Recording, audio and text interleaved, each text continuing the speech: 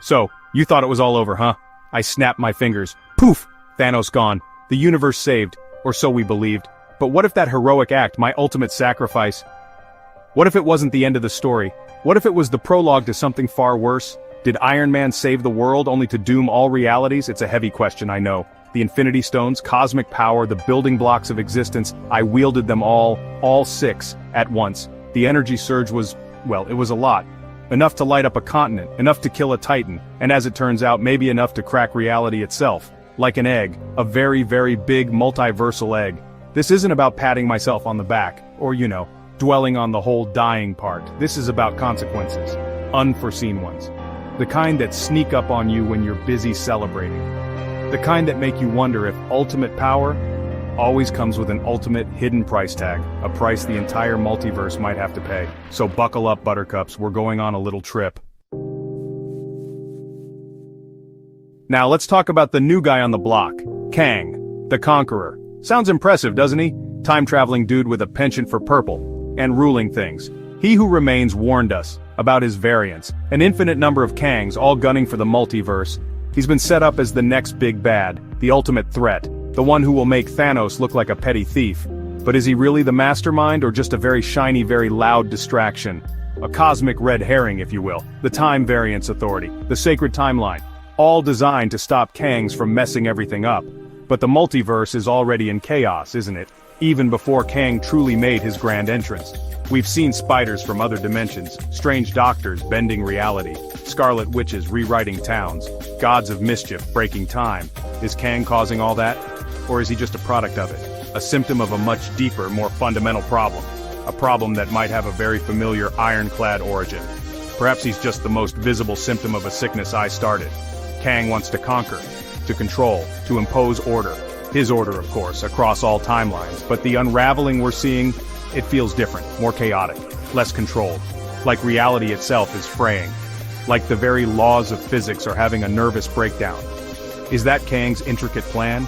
Or is he just trying to surf the wave of chaos? Maybe he's not the architect of this multiversal madness. Maybe he's just another player, albeit a powerful one, caught in the storm. A storm that started with a snap. My snap. Alright, let's get down to brass tacks. Or iron tacks in my case, the Infinity Stones. I used them, all of them, to bring everyone back, to defeat Thanos, to save the day.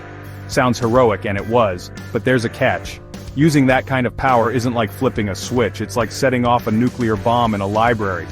Sure, you get rid of the bad guy, but the collateral damage? The sheer force required to rewrite reality on that scale, it had to leave scars, deep ones, on the fabric of space-time. Scars we are only now beginning to truly understand. They call them nexus fractures. Little tears in the timeline, tiny rips that can grow into gaping wounds in reality. Think of it like this, the timeline is a highway. My snap? It was like a massive earthquake hitting that highway. It created potholes, detours, entire sections just gone. And other roads, previously separate, suddenly started to connect, leading to all sorts of unexpected traffic and accidents. You've seen the signs, the incursions, worlds colliding, the chaos in recent events. It's not random, it's a pattern that started with the immense energy I unleashed. The stones aren't just tools, they are fundamental forces. Using them all together, especially by a mortal, however brilliant, well, it's like a kid playing with matches in a fireworks factory. So, while we were celebrating victory, the universe was quietly screaming. The energy of that snap didn't just disappear, it radiated outwards, through dimensions, across timelines, shaking everything loose, creating vulnerabilities, weak points, opportunities for, well, anything. Section 4, look who's back. A stark realization, a darker path. Now here's where things get really interesting and a little uncomfortable. What if a part of me didn't entirely check out? Not this me, obviously, I'm pretty sure I'm done, for now. But a variant. Another Tony Stark, from another universe. One who survived his own battles, one who saw the bigger picture, one who witnessed the multiversal chaos firsthand. The chaos that, in his reality too, might have been started by a Stark. And this variant, he's not happy, not one bit. He sees the unraveling, the incursions, the end of everything. And he has a plan, a very Stark-like plan. This variant Tony, let's call him Superior Iron Man, for kicks. He's seen what my snap, or his snap, or some Stark snap has done. He's seen the multiverse tearing itself apart at the seams, and he's come to a chilling conclusion. The system is too broken, it can't be patched, it can't be healed, it needs a hard reset, a complete wipe, a do-over for all of existence. And who better to perform such a delicate, universe-ending operation than the smartest, most determined man he knows, himself. He believes he's the only one with the intellect, the will, the tech to do it, to save everything by destroying it all first. Imagine that, a Tony Stark who believes he's the hero. But his methods? Pure villainy from our perspective. He wouldn't see himself as a bad guy. Oh no, he'd see himself as the ultimate savior, the pragmatist, the one willing to make the impossible choices others shy away from. He could return, not as a beacon of hope, but as the architect of a terrible necessary end, the ultimate anti-hero, or the ultimate villain, depending on your point of view. Section 5, Secret Wars, the Iron Doomsday and your 2 cents. So where does this all lead? This trail of cosmic breadcrumbs? It leads to something big, something cataclysmic. The whispers are already out there. Secret Wars, the ultimate multiversal free-for-all.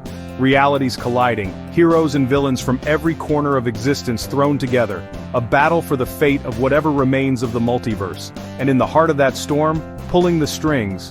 Could it be him, the variant Tony Stark I just described, the one who thinks he can play God and reset everything?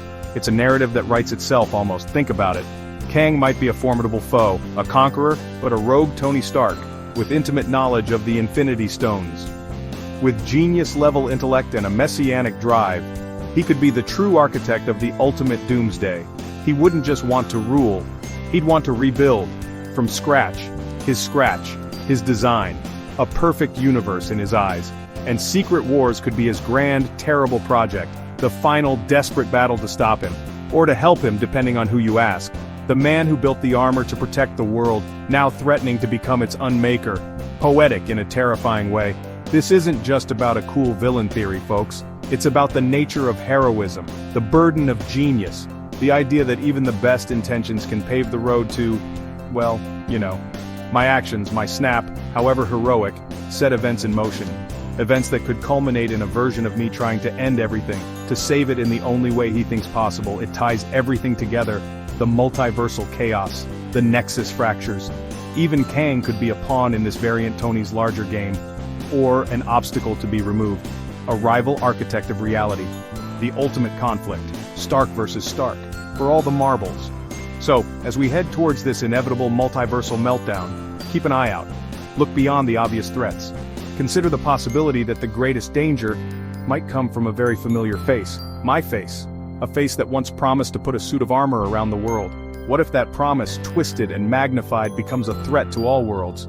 It's a lot to take in, I know, but it's worth pondering. The stage is set for something truly epic, and potentially tragic. Now I turn it over to you. What do you think? Am I destined for a comeback, as a savior or the final boss? Drop your thoughts.